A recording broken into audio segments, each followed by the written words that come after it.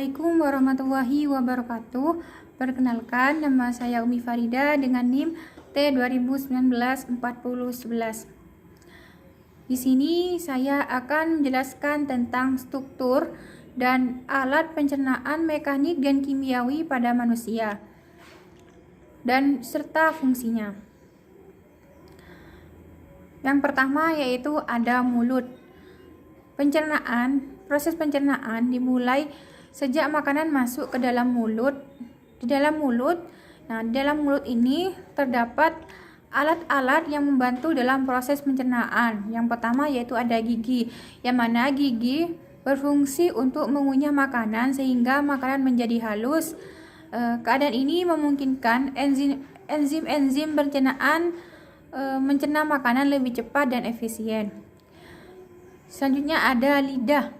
Nah, lidah ini berfungsi untuk mengaduk makanan di dalam rongga mulut dan membantu mendorong makanan atau proses penelangan. Yang ketiga ada kelenjar ludah.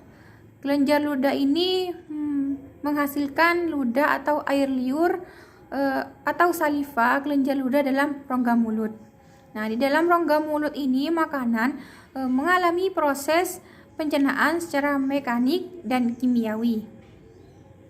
Yang kedua ada kerongkongan. Nah, kerongkongan ini merupakan saluran penghubung antara rongga mulut dengan lambung. Kerongkongan ini berfungsi sebagai jalan bagi makanan yang telah dikunyah dari mulut menuju lambung. Jadi pada kerongkongan ini tidak terjadi proses pencernaan. Yang ketiga ada lambung. Nah, lambung ini sering pula disebut perut besar atau kantung nasi. Nah, lambung ini merupakan tempat terjadinya sejumlah proses pencernaan. Nah, di dalam lambung ini terdiri dari 3 bagian, yaitu ada bagian atas atau kardia, bagian tengah yang membulat atau fundus, dan bagian bawah atau pilorus. Nah, kardia ini berdekatan dengan hati dan berhubungan dengan kerongkongan. Pilorus berhubungan langsung dengan usus 12 jari. Di bagian ujung kardia dan pilorus terdapat klep atau sphincter yang mengatur masuk dan keluarnya makanan ke dan dari lambung. Yang keempat ada usus halus. Nah, pada usus halus ini merupakan tempat penyerapan sari makanan dan tempat terjadinya proses pencernaan yang paling panjang. Nah, di usus halus ini terdiri dari 3 bagian, yaitu ada usus 12 jari atau duodenum, usus kosong atau jejunum, dan usus penyerap atau ileum. Yang kelima ada usus besar. Nah, di dalam usus besar ini terdapat bakteri yang bernama bakteri Escherichia coli, yang mana bakteri tersebut dapat membantu dalam proses pembusukan sisa makanan menjadi feses. Selanjutnya yaitu fungsi masing-masing alat pencernaan. Yang pertama ada mulut. Mulut berfungsi untuk menghanyurkan makanan sehingga ukurannya cukup kecil untuk dapat ditelan di dalam perut. Nah, di dalam mulut ini terdapat lidah, gigi, dan kelenjar ludah, yang mana lidah berfungsi untuk membantu mengunyah dan menelan makanan menuju ke kerongkongan, mengatur posisi makanan agar dapat dikunyah oleh gigi dan membantu dalam menelan makanan. Gigi berfungsi untuk menghaluskan makanan, dan gigi tidak berfungsi sebagai pencernaan mekanik dalam mulut.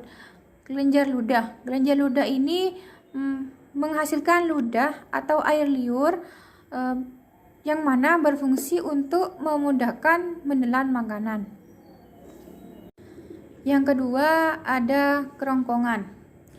Kerongkongan adalah sebagai saluran untuk memindahkan makanan dari mulut ke lambung. Yang ketiga ada lambung. Lambung menghasilkan pepsinogen. Pepsin adalah bentuk yang belum aktif. Nah, dari enzim pepsin berfungsi dalam mengubah molekul protein menjadi potongan-potongan protein atau pepton. Nah, dinding pada lambung menghasilkan asam klorida atau HCl yang berfungsi untuk mengubah mikroorganisme dalam makanan, menciptakan suasana asam dalam lambung dan mengaktifkan pepsinogen menjadi pepsin. Nah, permukaan pada lambung mengeluarkan lendir yang memiliki fungsi untuk melindungi dinding lambung dari pepsin. Yang keempat ada usus halus. Nah, usus halus ini terbagi atas 3 bagian, yaitu ada usus 12 jari dan usus kosong atau jejunum dan usus penyerapan atau ileum. Yang kelima ada usus besar. Nah, fungsi usus besar ini adalah untuk mengabsorpsi air dan mineral, tempat pembentukan vitamin K dengan bantuan bakteri Escherichia coli, serta melakukan gerak peristaltik untuk mendorong kotoran atau feses menuju anus. Sekian pembahasan dari saya, kurang dan lebihnya saya mohon maaf yang sebesar-besarnya. Semoga bermanfaat. Wassalamualaikum warahmatullahi wabarakatuh.